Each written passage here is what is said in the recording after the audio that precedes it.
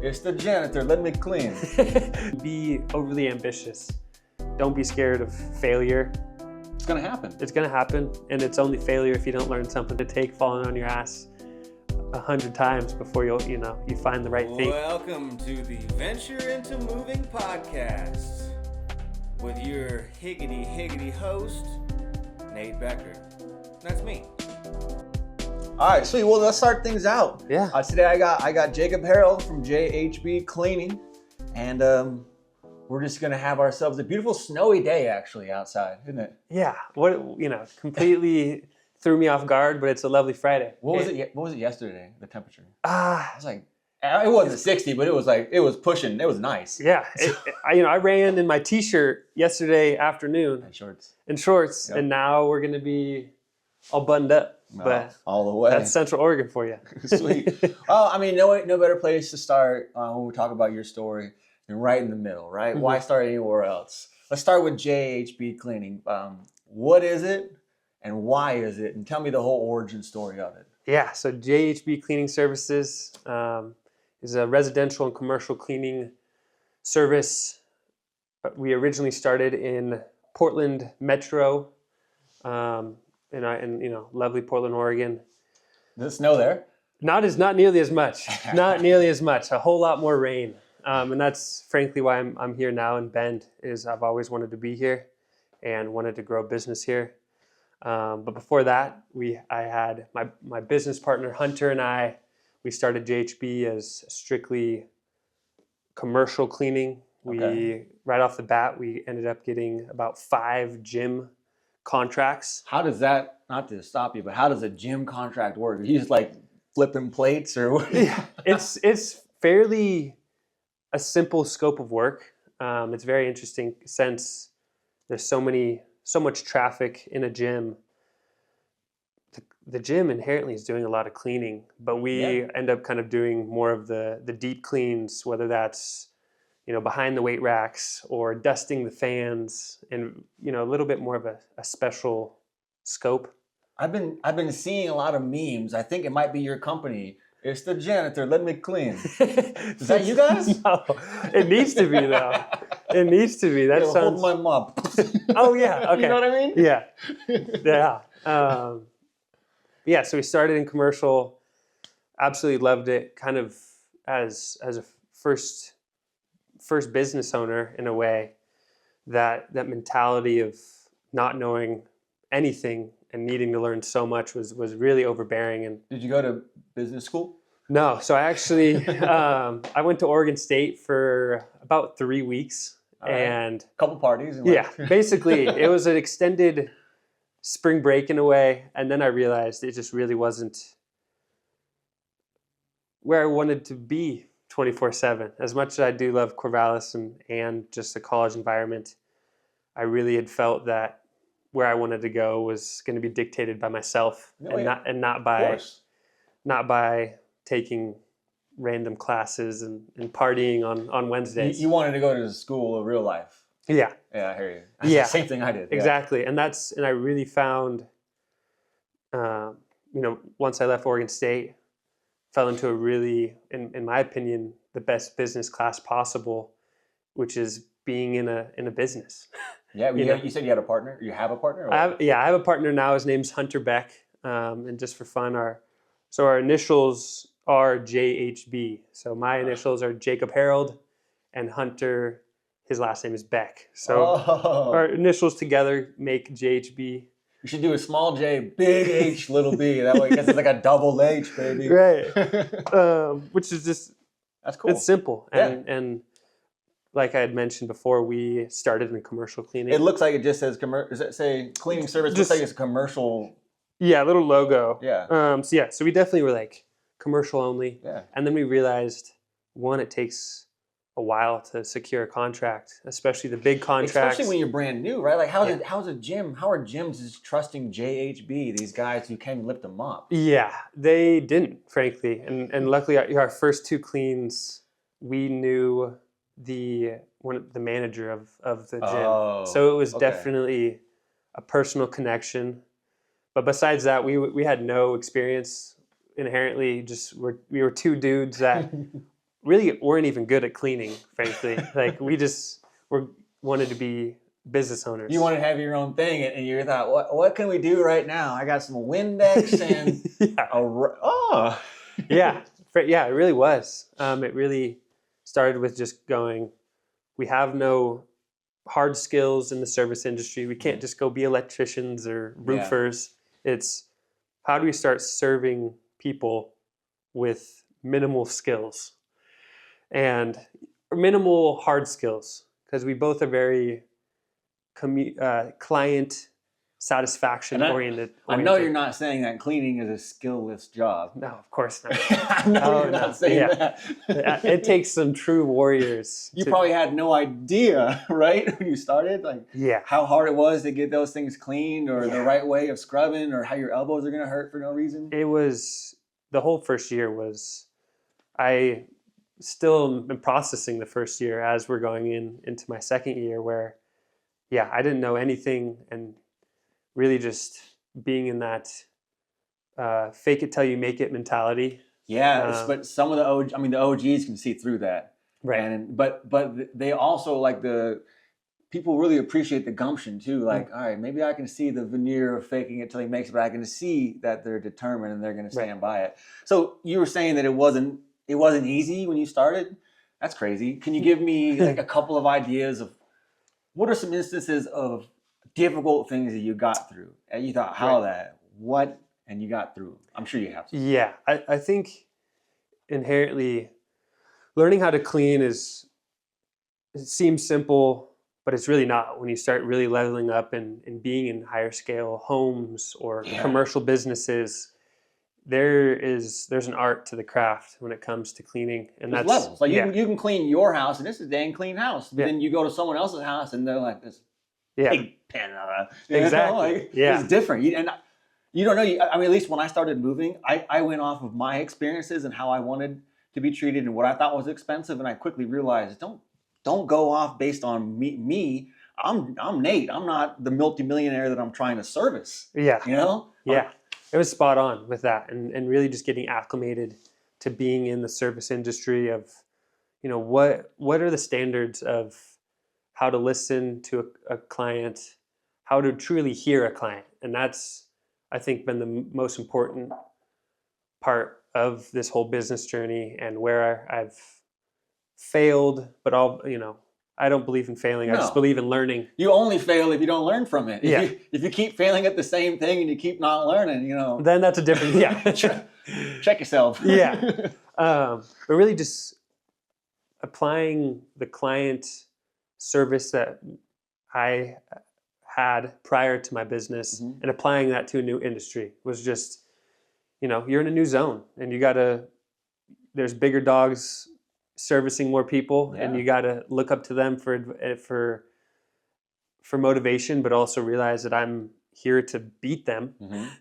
And so it is, this healthy competition, which I love, and it helps push the industry to just be better. That's what I love about our society, is that it's competition based. If cleaning crew A down the road doesn't do so good, Yelp's gonna know right away. And then people aren't going to call as much. And if you start doing an excellent job, word of mouth is going to spread. Eventually, Google's going to know, and you're going to be requested. And that's truly our biggest thing for year two, is just one, doubling down on our strengths, which is becoming our networking, especially here in Bend, is just our referral group of How do you network in Bend?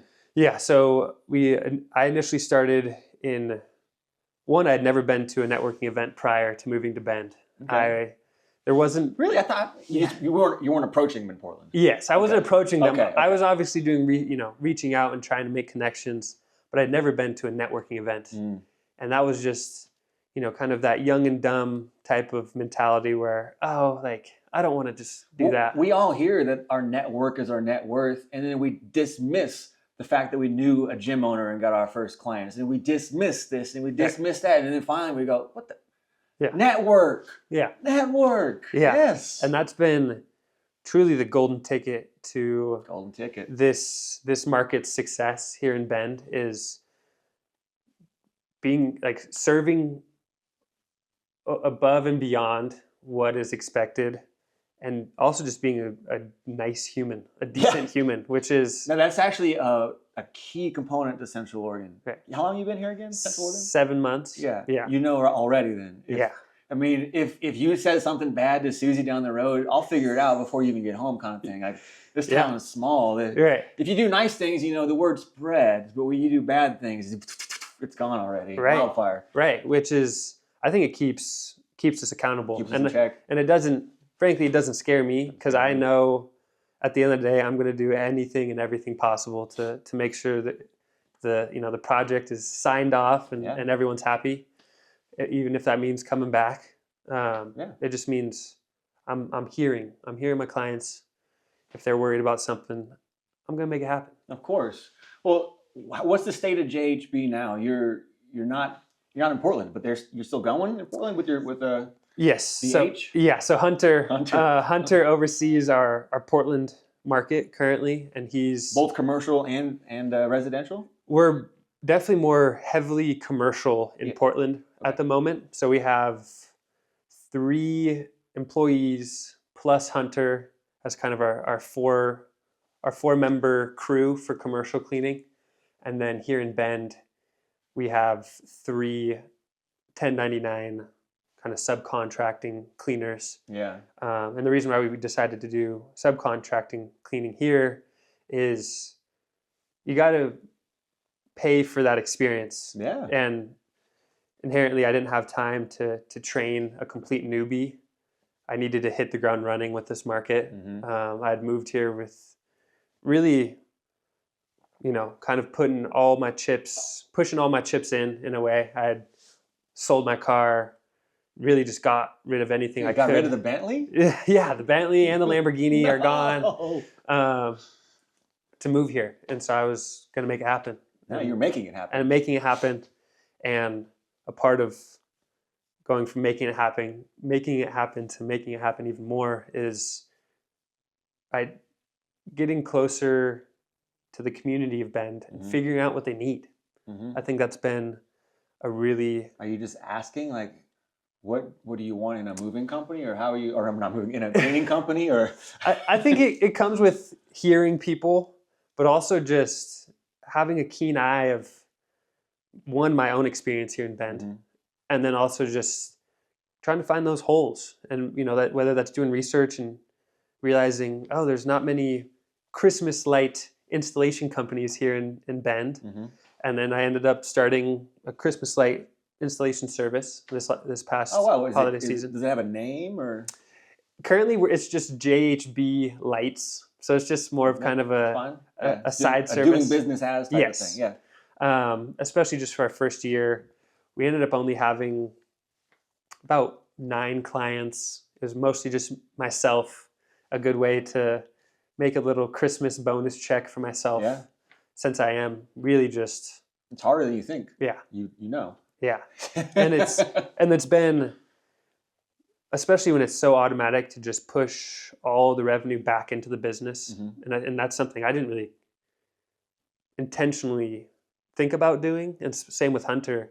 We didn't realize we would be doing that in such an intense way.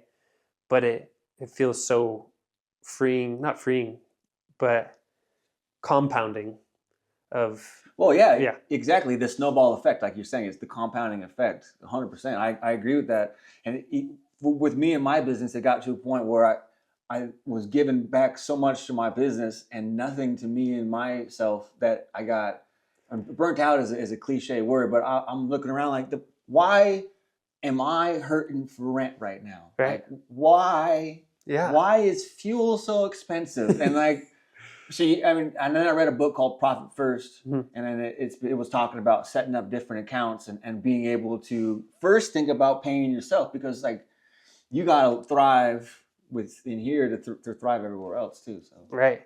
And quick little unsponsored push, but the book that you just mentioned, Profit First, there is actually a whole banking platform called Relay, which uses that entire method. Oh, really? Yeah. So I am a Relay bank. I have a Relay bank account, and they always push profit What's first. that? What's Relay? What's that? It's just an online banking platform that, unfortunately, there's no like physical locations, but it is purely, they just try to help you profit first, and so you're able to have multiple accounts. The segregated bank accounts, and you get into the general and the tax and the person. Okay, that's sweet. So it's cool. You have to look it up. It's solid. Yeah, I think someone will probably benefit from doing that too. Yeah, it's a great platform. Besides there not being any physical locations, which some people like to be able to kind of talk to people, but I haven't had any problems with it in the year and a half that I've had my account. But yeah, so yeah, Christmas lights. That service was once again pretty. It was just kind of dipping my toes in a way. So you just moved here. You dipped your toes in that. Can you tell me what your moving here experience was like, and then did it lead to Breathe Easy Bend, or is it in spite of, or what's going on? Let's kind of move into that a little bit. Yeah, I'm confused. Yeah, so I moved here in August of 2024. For if some listeners aren't from Central Oregon, August is a pretty gnarly time for wildfire smoke, as much as most of summer. Yeah, it's no fun. Yeah, and I had always known that as someone that's visited Central Oregon my whole life. It burns. But I didn't really connect the dots moving here, how much it would impact me. And we're moving in the middle of a day in August, and the AQI is almost in the 300s. It's just a flip-off sign. That's all it is. You look at the AQI and it's just flipping you off. It's even no numbers anymore. No, it's truly. And like I woke up the next morning and I thought I had gotten sick because my throat was in so much pain. And I realized, that's just all the particulates. You just smoked a pack of cigarettes. No big deal. Yeah, smoked a pack of cigarettes and didn't even have any fun with it, unfortunately. But yeah, so that was really the spark. Now that I look back on it, moving into Central Oregon when it was smoky, that was kind of a spark behind the idea of Breathe Easy Bend. Well, tell us a little bit about Breathe Easy then. Yeah. Yeah. So Breathe Easy Bend is my idea and really initiative to address indoor air quality for Central Oregon, since it is such a problem that affects every single person, not just in Bend, but everywhere, not even including animals. It's classless too. I mean, you upper class, middle class. Smoke don't care. Yeah, smoke is not discriminatory. It will go after everyone. And another spark is I had noticed there's a lot of settling dust. If you don't have a solid HVAC system here in Central Oregon. Like in the mornings when you see the light filtering in, you're thinking, is there even any air? Is it pure hair in here? It's like, I don't even have a cat. What's going on? And it was like, having to, as a cleaning business, every 3 days I'm having to dust my own house, and I, if I'm not getting paid to clean, I despise it. So I'm like, why am I dusting every day? And that's what really lingered me on to thinking about air purification, and I've heard so much about it, and then I started doing research purely for myself because I didn't have an air purifier, and I knew that I needed one. You know that every single fire season, every single store sells out of every single filter and filtration device. Yeah. Every single time. It's crazy. Yeah, it makes sense every time too. Right, because there is just so many. But Central Oregon has to keep operating regardless. Yeah. But it makes it so much more difficult to do anything, especially if you're in an outdoor industry. So I started research for myself. Ended up coming across this basically private manufacturer who really had the same journey as me of reviewing air purifiers, and ended up making his own. Oh. And so and he has all this data. He can do it better than Dyson, huh? Yes, he actually can. You said it with fortitude. Yeah. Four times better than Dyson. Than Dyson? Yes. Dyson's the man, I'll have to see that. Yeah. I'm a believer. I'd be happy to show you. Oh, wow. Obviously not as tech forward. It's very no frills. Who cares? Yeah, it's just about the air. I don't want stuff in the air, dude. Right. You know what I mean? Yeah. So came across this manufacturer that just is blowing air purifiers out of the water. Okay. And realized, or kind of connected that dot with, Central Oregon is such a vital place for tourism in the summers, and when it's laden with smoke, people don't want to come and hike. I mean, it's not that they don't want to; it's impossible. Right. When the AQI is just giving you the frowny face emoji, you can't go outside. Yeah. And then for the people that don't have proper, filtration in their homes, Which is I would say a lot of us. yeah, and then you're like the air quality's equal or sometimes worse in your home because Dude. The only air you're breathing is through an HVAC system or through some small units. I'm glad you said that. So I got a buddy in HVAC, Woodward, over in Salem. Check them out; they're awesome. He pretty much reminds me. But you need to change that air filter, or HVAC filters. You need to be changing them here in Central Oregon every 30 days.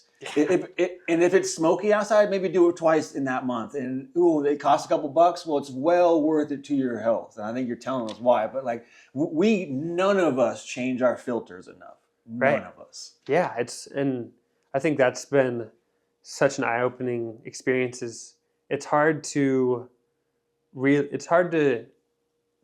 not see something like the air and understand how much it's affecting you, because you can't even say it without breathing the air, right? You know what I mean? How many breaths have we just taken? So in this little chat so far, but we're not thinking about what's in it. We're not thinking about the particulates. No. Yeah, and it's hard, and there's so many more big things in life to think about. So it's literally,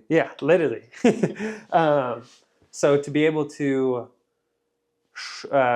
basically rent and short-term lease these incredibly powerful air purifiers. Okay, so is that what you do? You're leasing them out to people? Currently will be the model for this first season, and the main focus or the main reason why is because since this is a one-man manufacturer, I'm not going to be able to have 1,000 units my first season. Yeah, and definitely working with him to see how many units this first season. Plus, you're going to want to test it and track it and tweak it around. So you want to, I hear you. Right. So are you going to do this? It seems like you have a bit of an MO. Are you going to try and jump into servicing commercial clients first, or? I do think that I'd be able to impact the most amount of people having partnered with commercial clients. So whether that's retirement complexes, co-working spaces. Pull it out of my mouth. Yeah. Perfect. Yeah, that's one of the bigger things. I mean, the elderly, the air quality in these kind of shut up spots, apartment complexes, there's all ages there, but you start getting into the retirement homes. Let's get the cleanest air possible running through there. So yeah, like it's such a vital thing. Mm-hmm. And since we do have such a growing elder community here, that's a huge one. Obviously, all the co-working spaces and business complexes are also huge. So I'm making a really big push to connect with some of the kind of Bend organizations here, whether that's Visit Bend or the Bend Chamber. Mm-hmm. I'm working on, there's an organization called Living with Fire Oregon, which is a whole Oregon organization that... Is that FYRE or FIRE? I think it's FIRE. Okay, because I tried to do an FYR thing, FYRE, and like the concert never even happened. So, you know what I mean? Yeah. Now watch out for how you spell the word fire. True, yeah. Because you got a Y in there.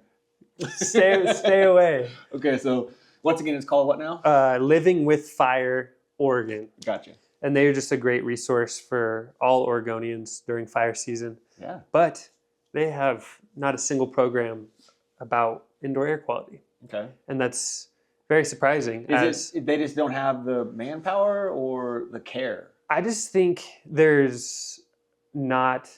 The model that I'm trying to push is new in a way, where renting... Clean air? Or just renting purifiers and short-term lease purifiers. Yeah.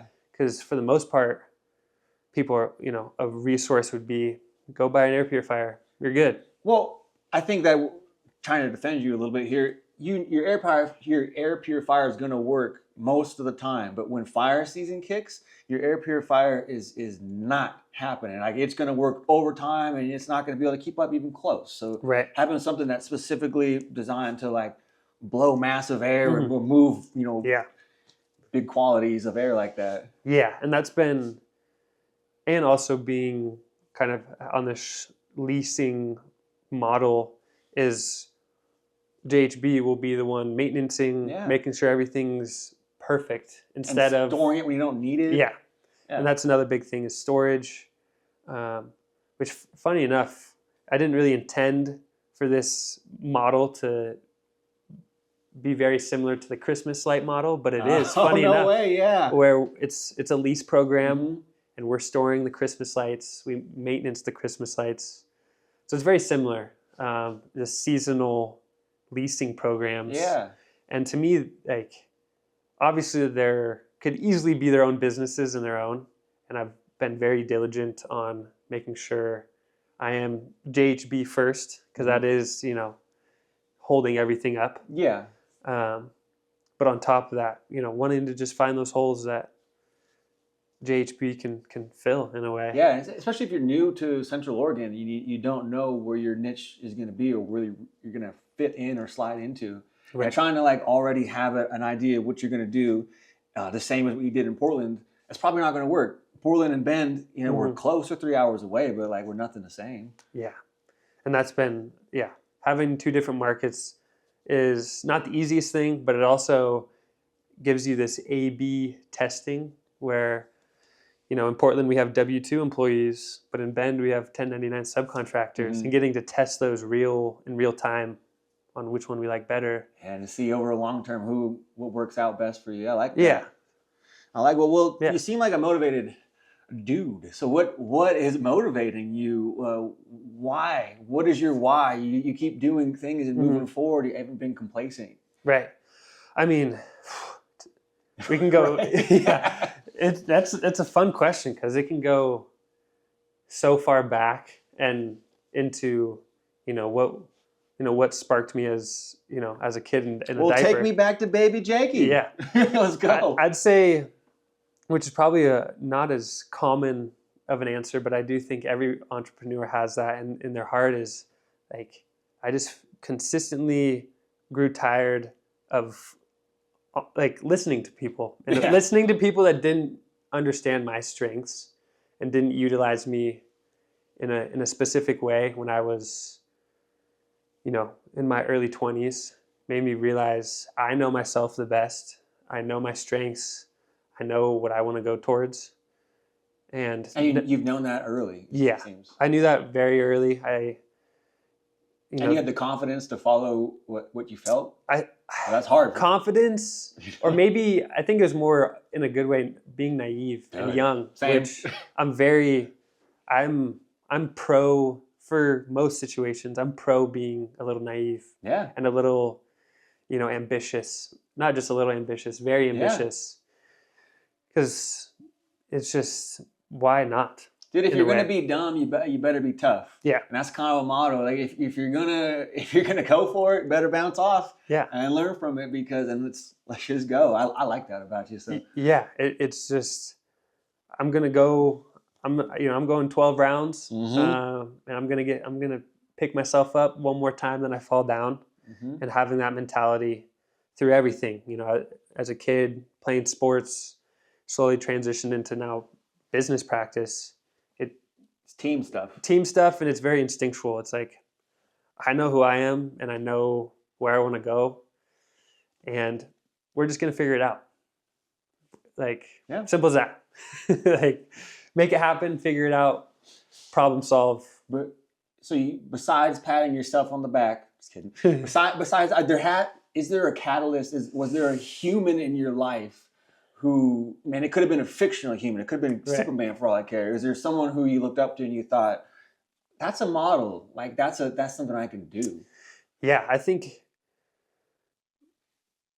yes. Short answer, but long answer. So after I dropped out of Oregon State, there you go. I had a family friend who owned the West Coast's largest school furniture installation company. Oh, Yeah. what? So very niche. So you're installing those tables with the chair connected to them, or what? Luckily, not those. So yeah, we installed every new school in Washington and Oregon, and Dang. it was for a specific school furniture manufacturer. So it was these amazing desks, very really high level desks, the best on the market. No gum underneath them No, either? surprisingly, yeah, no gum already installed, Whoa. which was crazy. New school. Yeah. But so for 5 years, I started when I was 19. I got thrown in as a project manager, which I was completely not ready for. They just chucked you in there? Yeah. Project manager. So it was a small family team. It was project manager, and then the husband and wife were the owners. Oh, shoot. So it was very small family oriented business. And you had to figure it out. Had to figure it out. And the owner was very just business centric. He was absolutely my first mentor, and he was just he brought me in on every level. Granted, I wasn't making decisions, but I was getting to watch him make decisions. You didn't have to do that either. Yeah, not at all. And he really gave me, it was a very beneficial time. I was able to learn how to grow a crew, so I got to hire all of my college buddies and pay them really well, and I got to look like the G. Yeah, I got to look like the man. Just tighten my tie up real quick, boys. Yeah, I got to be the one holding the checklist and telling everyone else to move. But yeah, so I worked there for 5 years, really learned my skills and knew that I was good at managing and directing and leading. And then, not to dive too deep into it, but let's just say at the end of my tenure at the company, the family orientation of the company started to become a negative. There was a lot of expectation of, late night phone calls that were unwarranted, or just the dynamic started to change. Like, I'm not an owner, dude. Yeah, and it was, but I knew I had learned so much and still giving thanks to that. Of course. So it was, I knew that it was my time to leave and take all of my strengths and put them towards something. And all the good golden nuggets that they taught you. Yeah, so I'm still forever valuable and thankful for that opportunity. And funny enough, that's how my niche for cleaning started. Oh, really? Yeah, because during COVID, we would install these schools, and then we were the last people in these schools. So we'd have to clean the entire school after installing them. Just part of the job, huh? Part of the job during COVID, and not to just there with your mask on, just it was gnarly. It was very gnarly. But the owner would tell me how much revenue they would make just from cleaning. It's always great as a worker to hear that. Oh, cool. Thanks. Yeah, and I'm like, oh, I'm only making this much, but you just buddy. made 20,000. Oh, but it sparked that interest of, well, I mean, cleaning is simple, and maybe that's at just, first glance. Yeah, at first glance, anyone can do it, and anyone can do an okay job at it. That's true. But once you start a company, you realize, oh, they expect A+. Right. So it's definitely a different ballgame. Mm-hmm. But being introduced into, obviously on the top scale of things, there's some big money in big cleaning. So that kind of turned my mind into, well, there's probably some decent money in, regular cleaning. Yeah. Well, there's always good money if you can go out and find it. Right. And speaking of going out and finding it, what are your future goals with JHB and Breathe Easy? Yeah. Moving forward. Right now, like having cleaning as our bread and butter, and then having these 2 seasonal services seems, one, completely doable for kind of my bandwidth and making sure I'm not overworking and making sure. It gets slower in the winter for cleaning, right? Yeah, it gets slower for cleaning. So that's where, in my idea, the Christmas lights will kind of hold up the revenue. And then air purification inherently is just another cleaning service. Yeah. So, and funny enough, our JHB cleaning motto is ceiling to floor, everything in the door. And that had been our cleaning motto Nice. prior to air purification. Nice. So it's all encompassing. And then we realized we were missing such a big part of it. We're missing the air. So realizing now that we can offer it all, and we'll be able to offer the cleaning or the air purification with the cleaning service. You'll be coming in hard in a few years with some water purification tips too. Yeah. I can see that. Yeah, I mean, why not, man? You know, cleaning is such a large encompassing industry if you start realizing a lot of things need cleaned, not just, you know, the inside of homes. And one thing I learned about air purification in the wintertime is that we all keep our windows and our doors shut all the time. We don't let the heat out. Don't let the heat out. Well, guess what? We're not letting out any of my little skin dust that I'm flonking all over the place. Now, every time I sneeze, all up in the place, boom, it gets all over the walls, never coming down. I'm kind of a guy who loves my air pure. If my wife, she's not going to listen to this, but if my wife were to listen to this clip, she knows I like two things. I like clean air and I like vacuuming the carpet. And nothing else. No. So yeah, man. So there's time for cleaning the air all year round, especially where we're at. Yeah, and I think that's where it's going to be an interesting funnel where one, Breathe Easy Bend is a little bit more eye-catching and a new idea. Cleaning inherently is not, especially it's a decently saturated market here in Bend. Everyone wants to be a cleaner. It's saturated, but it's not saturated with good cleaners. It's saturated though. And if you ever go on Bend, Oregon rants and raves, do you do that? Yes, I do. Yeah, well, it's all about cleaners. And if you know this and you're watching this clip, comment the latest drama on the local cleaning services because it's so fun to read about. Yeah, it's it keeps people accountable. But having Breathe Easy as a funnel towards my cleaning business now, where people are going to find this new service of air purification rentals and then realizing that this is backed by the best cleaning company here in Central Oregon. All right. Oregon in general. You got places in Portland too. True. En route to all of Oregon. Well, we're getting close to the end of this here doohickey. So I want to ask, do you have any advice either for young, naive you of the past or another human being who's thinking, I want to start something.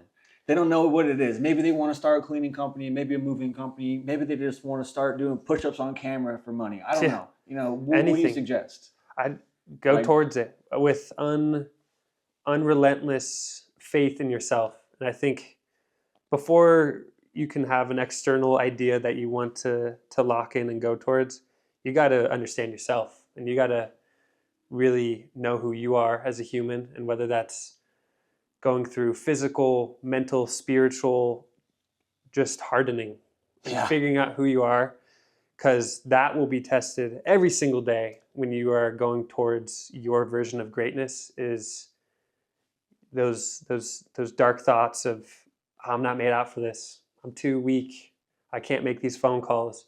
That happens every day, regardless if you're in year 2 or year 10. Granted, probably less in year 10, but I think the thoughts never go away, man. I mean, the inner voice saying that I'm a little bitch and I don't deserve this. Right. And that's in there at all times. I don't know what that guy's doing, but that guy needs to get his patootie kicked. Exactly. And so that's where locking into who you are, and then just be a little naive and be overly ambitious. Don't be scared of failure. It's going to happen. It's going to happen. And it's only failure if you don't learn something from it. And, you can just say you're getting one step closer to success every time you fail. And just having that mindset. And especially, this all has to encompass something that you want to do and believe full-heartedly. You got to have a why. Yeah. Even if you don't want to be a cleaner, you want to be independent and have your own thing and have a financial backing. And on top of that, just serving and helping people. And I think that it feels good. It feels amazing. And making sure that you're aligned with your actions, and that takes time, and it's going to take falling on your ass 100 times before you find the right thing. But if you truly want it, and you truly want it, you're going to make it happen. Was it as scary as you thought? You know what I mean? Or was No it and worse? yes. I Yeah. think just like everything, just like, before you ride a roller coaster, you're in the line looking up at it. Similar feeling where most of the butterflies are before Yeah, the standing launch. in a line. Yeah, that's But- a good analogy. But when you're on that ride of having your own business, you like are so locked into what you're doing every day to grow your business. I forget to be nervous dude, because I have to make it work, or I'm gonna be living in mom's basement. Like, figure it out. plus, like, pat ourselves on the back because both of us guaranteed are 1,000 times better than we were before we started trying to do this on our own. Because we just beat the crap out of the us of the past day in and day out. Each time that little voice went up and said, that call's going to be hard. They're not a happy customer. You just slap yourself in the face. You make the call. You make them a happy customer, and you realize that you can do it. Yeah, getting those, stacking those wins is, even if they're small wins, starting off and one phone call feels daunting. Well, only do one then, and pat yourself on the back, but then realize, hey, let's do 2 tomorrow. Let's go, champ. Yeah, you don't have to jump in fully and doing 100 calls a day or going networking every day, but start slow and build the habit, and then you scale up the amount that you do it. All right, dude, Jacob, you're Yeah. too easy, you're too much fun to hear and talk about. So as we bounce up out of here, let the people know where you can be found at. You got a YouTube, you got the Instagrams. What do you got? We keep it simple right now. So we have a Facebook for JHB Cleaning Services LLC, and a Facebook for Breathe Easy Bend Initiative. Those are right now kind of our 2 bread and butter social medias. Obviously, we're trying to grow, but like every business owner, there's always something on the to-do list, and there's always something that I haven't done. And right now, that's been just increasing the social presence. Sweet, and that's dude. why I wanted to hop on. Thanks for reaching out, man. Thank you. Well, thanks for being having on the an Venture opportunity. into Business podcast. Thank you so much for having me. Yeah, Appreciate you, my man. Until next time, I hope you guys all have yourselves a fantastic day. See ya.